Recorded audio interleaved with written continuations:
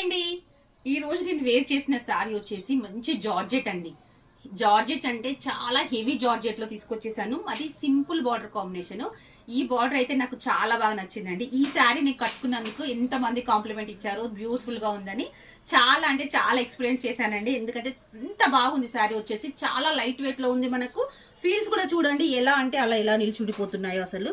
చాలా light weight లో ఉందండి. అసలు మనకు కంఫర్టబుల్ అంటే కంఫర్టబుల్ గా ఉంది. కావాలనుకున్న వాళ్ళైతే వెంటనే స్క్రీన్ షాట్ తీసుకోండి. జస్ట్ 899 రూపీస్ లోనే ఉందండి. మంచి హెవీ జార్జెట్ అండి.